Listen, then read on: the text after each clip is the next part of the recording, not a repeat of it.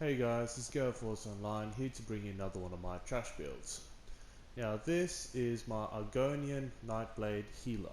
Now used more for role playing than actual utility, but it can definitely work nice as a healer.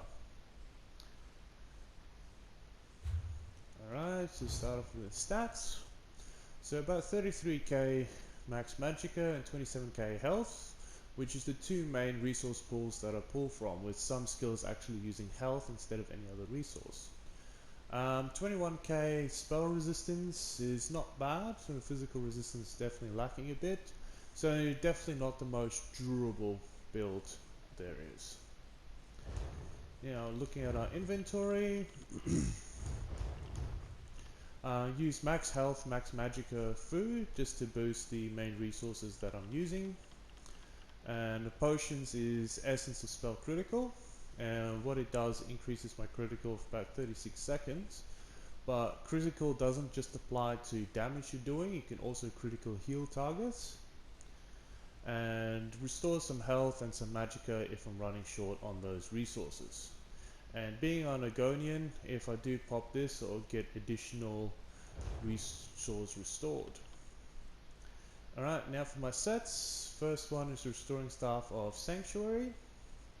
Now what it does, increase the healing received by 12% for everybody in my group up to 11 members. So any heal that I do, or any heal that anybody else does, is increased by 12%. So it's a very nice set to have as a healer. Secondly, I just use this Restoration Staff just for its 2 set bonus, which increases healing done by 4%. Now, Earthforge Helmet, other than the really cool animation that happens if this set procs. Also, if a target is below 50% health and I heal them, they receive 4,500 health over 10 seconds in the area. It will show area popping up. And then Cold Harbor's favorite. This is a bit of a flex spot. You can use any other set you want here. I predominantly use this set because it has some nice healing, but it's got some really cool animation as well. So if I heal a target, I summon Cadwell's Noble Mount, which is just a very little dinosaur. And it does about 18k healing over 4 health. But also if I damage a target and this set procs, the same thing happens with about 15k magic damage over 4 seconds in the area. Now the mount can only be summoned every 10 seconds. So now looking at our skills. First skill is Sap Essence from the Siphoning skill line from the class skills. Now it does a nice bit of magic damage there and also heals allies in the area for about 2k health. And also increases my spell damage by 20%. Which is nice to have because it increases my healing as well. Secondly is Restoring Path. Any ally hit by this gains Major Expedition for 4 seconds, and it also heals targets in the area for 2k health every 1 second for the full duration of 12 seconds.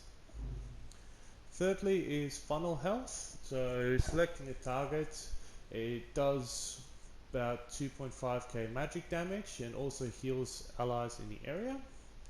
So having a target this active on is very nice for additional healing. Healthy Offering. Now this skill costs health instead of magicka.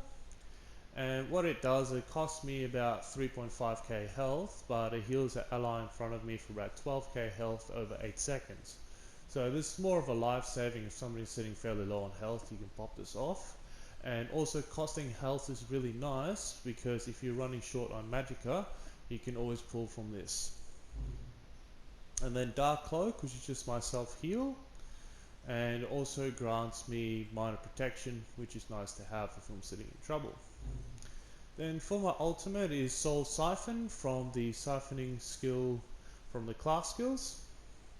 And it does an instant 12k health heal, and additional 31k health over 4 seconds.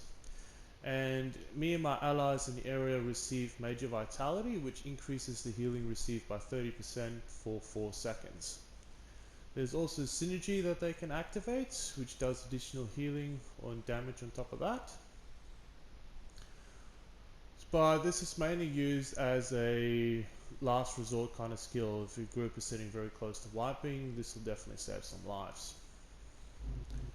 And now for the back bar, or Blood for Blood, which is from the new Vampire skill line. This skill costs health, does a nice bit of magic damage there. And this is very spammable, other than it using health and being aware of that. But if you spam this ability, you're not pulling from your Magika pool, so if you do need to use heals, then you've got your full magic available at the time. And then Reaper's Mark, just predominantly use this skill to debuff the enemy, reducing the resistances by 5 to 80. And if the mark target does die, it heals me for 26k, and I gain Major Berserk, but not very often that happens. And then Sanguine's Altar from the Undaunted skill line. This skill again costs health, but you only have to cast it every 38 seconds. So what it does, all enemies in the full 28 meter radius is applied with minor lifesteal.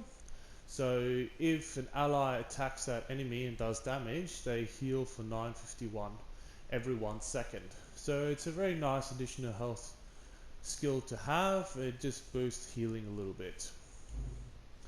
And this one is a bit of a flex spot. Many other skills can sit there. I just like using this one because it applies the Magika Steel. So same thing, if an ally attacks a target with this on, they restore 300 Magika. So just more to do with resource restore. And then Dark Cloak again, which is my heal, which grants me minor protection. And then Soul Siphon again, which is just the last resort heal ultimate. Cool. So first skill is very short ranged. See if I get some healing done. See, there's the little dinosaur.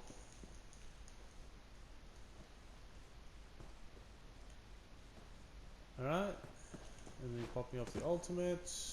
Really cool animations, so it's more for role-playing aspects than actual healing, but you could definitely run through most normal dungeons with this. Alright, thanks for listening guys. If you like the content, please like and subscribe. Any ideas for future builds I need to do, let me know in the comments down below. Cheers.